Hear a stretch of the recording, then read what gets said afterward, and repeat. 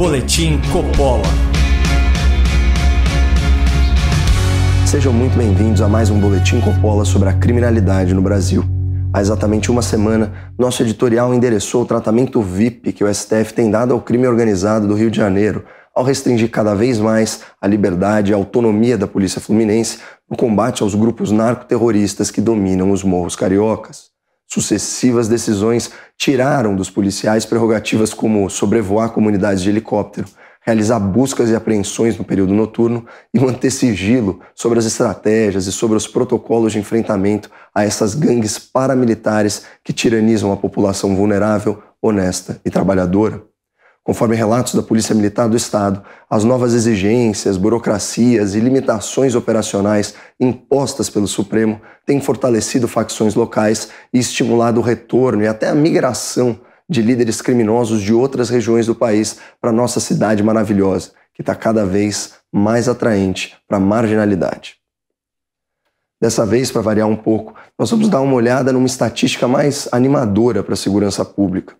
Números que, por algum motivo, têm sido divulgados com notável timidez pela grande imprensa e noticiados sem muito alarde.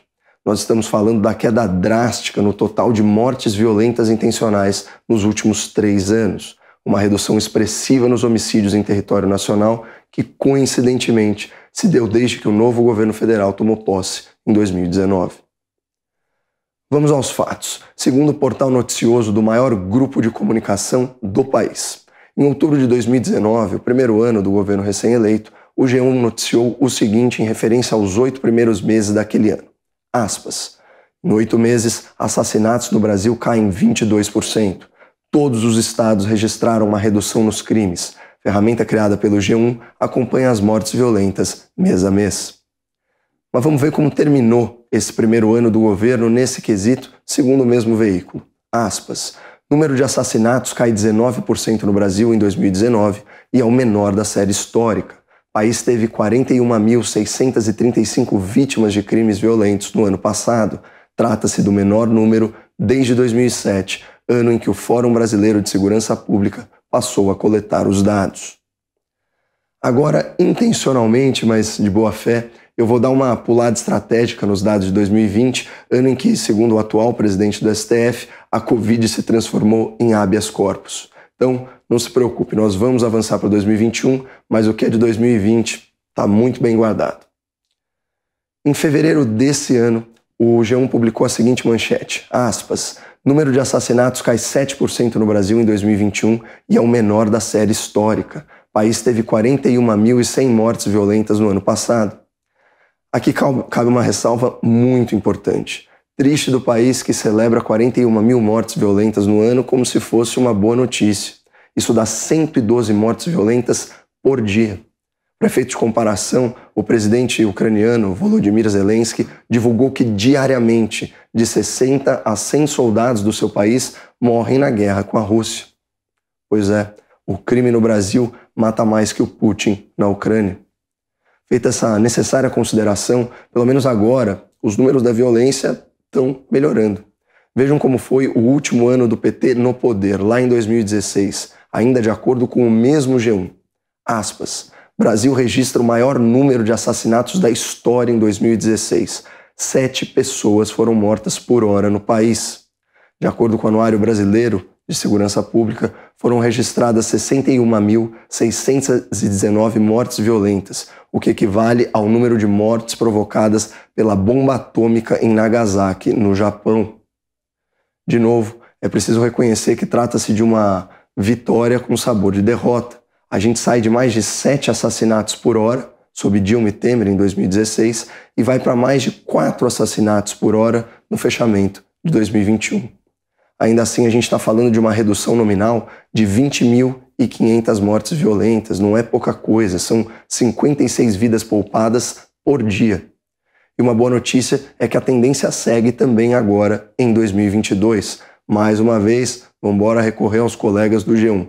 Aspas. Assassinatos no Brasil têm queda nos primeiros 3 meses de 2022. O país teve 10.200 mortes violentas no primeiro trimestre do ano, contra 10.800 no mesmo período do ano passado, uma redução proporcional de 5,5%.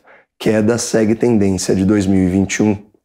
Nesse mesmo período, o triênio de 2019, 2020 e 2021 disparou o número de registro de novas armas particulares, nada menos que 1 milhão de armas, um aumento de 78% em relação a 2018.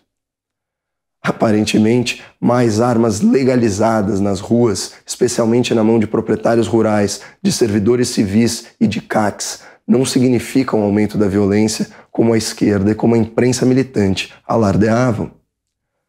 Lula tem insultado o presidente da República chamando-o de troglodita e acusando-o de gostar de armas, não de livros. Logo Lula, que até outro dia se gabava de não cultivar o bom hábito da leitura.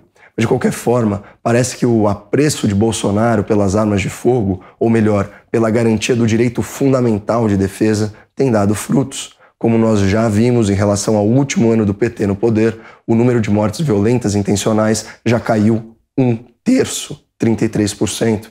Isso porque armas nas mãos corretas salvam e previnem o crime. Não à toa, a antiga revista Veja publicou essa matéria em dezembro do ano passado.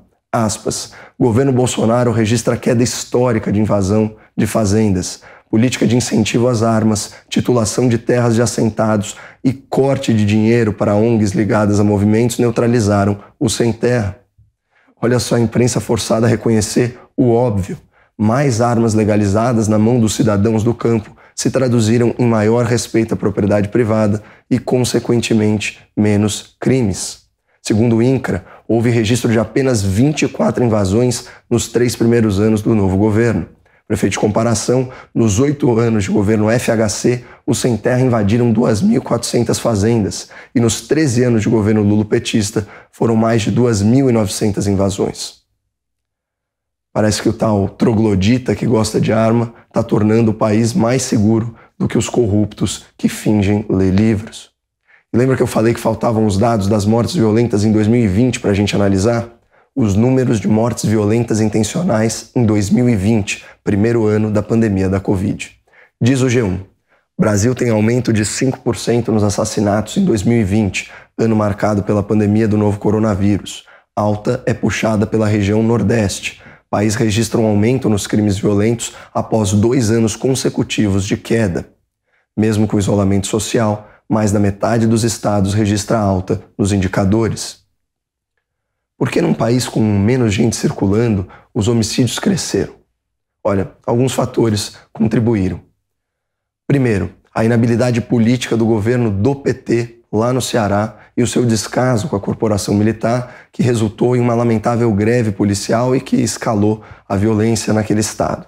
Segundo, a interferência do STF em operações policiais, criando exigências burocráticas e restringindo o alcance de ações de policiamento ostensivo em comunidades dominadas pelo crime organizado. E, principalmente, o terceiro fator, a soltura em massa de criminosos em razão da pandemia, uma medida irresponsável das autoridades judiciais que catalisou conflitos armados entre facções rivais. Não à toa, o próprio ministro Luiz Fux, do STF, fez uma dura crítica a esse desencarceramento em massa ao publicar no jornal O Estado de São Paulo, já em abril de 2020, um artigo com o seguinte título, aspas, coronavírus não é habeas corpus. Dose de recomendações humanitárias não pode ser remédio que mate a sociedade e seus valores. Parece que os últimos anos nos mostraram o óbvio ululante. Soltar bandidos aumenta a criminalidade e garantir para a população o direito à legítima defesa diminui o crime. E mesmo assim, há quem insista contra os fatos. Muito obrigado, não percam a esperança no Brasil e fiquem com Deus.